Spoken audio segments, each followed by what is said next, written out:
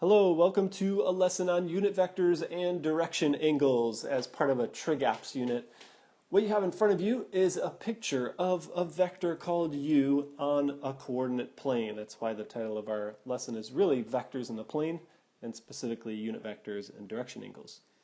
Now let's say this but this vector u has a magnitude of 4. That means that the length of this vector literally is 4 units. Maybe I go a certain amount of units on the x-axis and a certain amount of units up. Whatever those two lengths are, u, the magnitude, is definitely longer than that, because it's the hypotenuse. All right, so if I said that that is a length of 4, that means this is about halfway from 0 to 4. So if I go from the origin to this halfway point, I've gone 2 units. Now half of that is somewhere over here. So that means that if I marked that point, all right, so here's halfway and here's half of that, that means I could sketch a new vector in green, and that's my unit vector. That is the main thing that we're trying to figure out in this lesson, and it's usually the thing that students get caught up on. So let's jump right in. All right, so we have 2 things here, then we'll do an example about finding unit vectors. First off, a unit vector is, what is that? It's a vector u such that the magnitude of u is 1. Now I don't have to use u since it's a unit vector. I could just use v or w or whatever I want. In other words, it's a vector that has a magnitude of 1. Now, more specifically, how do we calculate that? Well, if we have a vector called u, we have to divide u by its magnitude. So u over the magnitude of u is a unit vector in the direction of u. Not me, u, the vector u. U over magnitude of u is a unit vector in the direction of u. So back to the picture. Here it is. If this whole vector is u in red, then that unit vector, which is the little green guy, is a length 1, a magnitude of 1, and it's in the same direction. Notice it's creating the same angle. All right, so that's what a unit vector is, and now what the standard unit vectors are. We're going to call them little I and little j. The standard unit vectors are these two, I and j.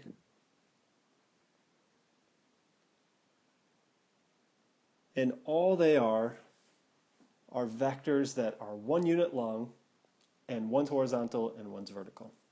So I is the horizontal vertical that just goes straight to the right, 1 unit, and j goes straight up 1 unit. Now that's assuming we're looking at a coordinate plane on a wall. Now we could look at one that's on the ground, like Earth, and it would be east and north.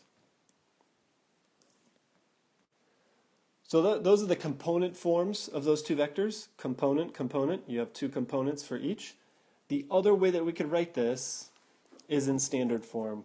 So that is here in this AI plus bj form. So if we have a vector v or u, whatever we want to call it, and that's equal to a comma b in component form, then we could write it in as a standard form, like so. So that's just the basics. Now let's take a real example with a vector and find the unit vector. And of course you could pause or rewind by 15 seconds or more, and you could do that at your own leisure. So what we're doing here is finding a unit vector in the direction of v, which is 2 comma negative 3. Now remember or know for the first time that 2 comma negative 3 vector means go to the right 2 units and go down 3 units. So the first thing we'll do here is actually calculate the magnitude of v, which is the square root of 4 plus 9, because I'm squaring both of those units, and that's the square root of 13. Now I know that that's not a unit vector. Oops. I know that when I put that in my calculator, I get something that's not 1. In this case, it's 3.6, so not a unit vector. So what we'll do next is take that original vector and divide by its magnitude. And we're writing that in component form, so it's a little bit weird at first, but you you get used to it. So we're taking the entire vector and we're dividing by root 13.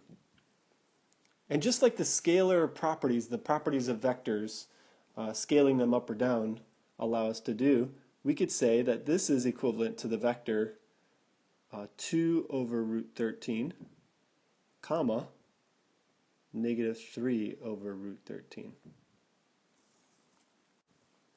And if I rationalize that, which is a common practice, I get 2 root 13 over 13, comma, negative 3 root 13 over 13. And that's my component form of the unit vector. So if we found the magnitude of this vector here on the far right, it would actually just be 1. The other thing that we'll do is rewrite this in standard form. And it's pretty simple, but again, students get caught up on it sometimes. In standard form, we just say, without the component form, without the brackets, 2 root 13 over 13i. Now I could say plus a negative 3 root 13, or I could just subtract 3 root 13 over 13j. Okay, so again, that 2 root 13 over 13 multiplied by I is just giving us the vector 2 root 13 over 13, comma, 0. So it's just multiplying by that 1, comma, 0. And there we have it. We are done with that. We found a unit vector in the same direction. So let me go back. Hey, that's just like this. That's what we found, this little v right here. Okay, next thing. We have 2 more things. This is the next one, finding components of a vector. So how do you find a component or both components of a vector if you're just given a direction, angle, and a magnitude? And when I see this, I see find components. I'm looking for just the x value and the y value. How much does it move to the right or left? How much does it move up or down? We're talking about some sort of particle or some object or even a person here. So the first thing I'm going to do is just create like a little sketch, just a quick sketch. I know that 120 is going to be in the 3rd quadrant, so I'll just sketch it in the 3rd quadrant, just kind of focus my direction here. So I'm going to create a tall triangle here because I know that this 120 degree is going to leave me with a 60 inside this triangle, which puts 30 there. So theta allows us to draw that triangle in the 2nd quadrant. Did I say 2nd? I think so. And the magnitude of that vector, which really is this vector here, is 8. So we have a direction and we have a magnitude, which is the vector. Now a shortcut that I could do is I could say, oh, okay, if the hypotenuse is 8, then 30 is going to be half of that, and the height is going to be root 3 times that value. But I know that this is going in the negative direction that way. So the answer here, and I'm just kind of writing this as a shortcut right now, and I'll show you a little bit more steps in a moment, is negative 4 comma 4 root 3. Oops. For special right triangles, that's really all we need to do. But I'll show you a little bit more that if we're finding the x component, what you would do is you would set up cosine of 60 equals x over 8. So x equals 8 cosine 60. Now that's not going to give you the exact sign that we want. It's just going to give you a value, and then you're going to make that negative. And then for y we'll use sine. All right, and we're going to expand on this later, and we get y over 8. So y equals 8 sine 60. And that'll give you the values that we just found above. So those values there. Now if you do it on the calculator, you know that 4 root 3 is going to be 4 times 1.7, which is, so I don't know, 6-ish, 6 something. But punching in 8 cosine 60 in degree mode will give you 4, and we make it negative because we know it's in quadrant 2. Okay, so we actually found the component form of that vector that's going in the 120 degree direction with a magnitude of 8. Now, what if we know the component form of the vector and we want to find the actual direction angle? Let's just focus on -4, -1. I have one other one for you, but we'll just do this one and we'll start to wrap up this video here with this last example. In order to find the direction angle of this vector, I always like to just sketch something fairly simple so I could get a visual of what's really going on. And I'm going to focus my attention on the third quadrant because I know 1, 2, 3, that -4, -1 is indeed in the third quadrant. So I simply sketch that vector. Now that's a line segment, but I'm going to sketch a little arrow at the end to show you that it's a vector.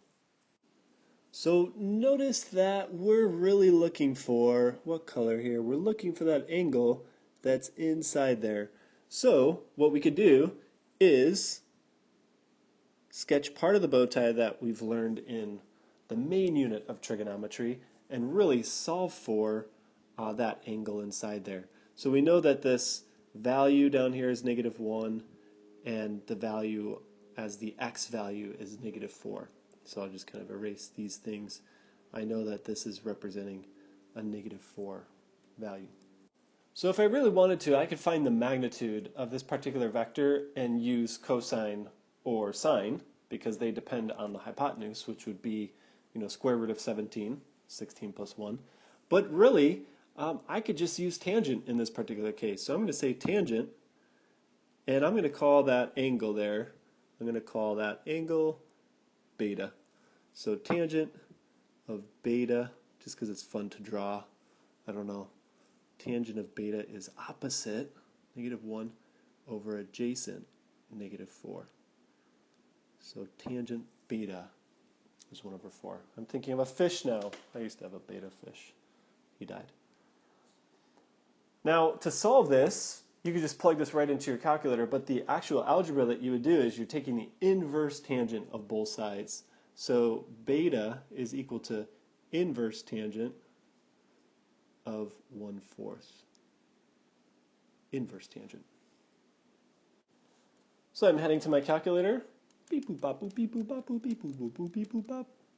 And I make sure that my mode is in degree mode because that's what I'm. Well, how do we know that? Actually, this doesn't actually say. So we could really choose, but when we're dealing with application of trig, we tend to default to degree because it's more practical. So I punch that in my handy dandy calculator and I get beta is equal to 14.04, which I will round to 14 degrees. And that's a wrap. Hey, thanks so much for following me with all of these details of this particular video.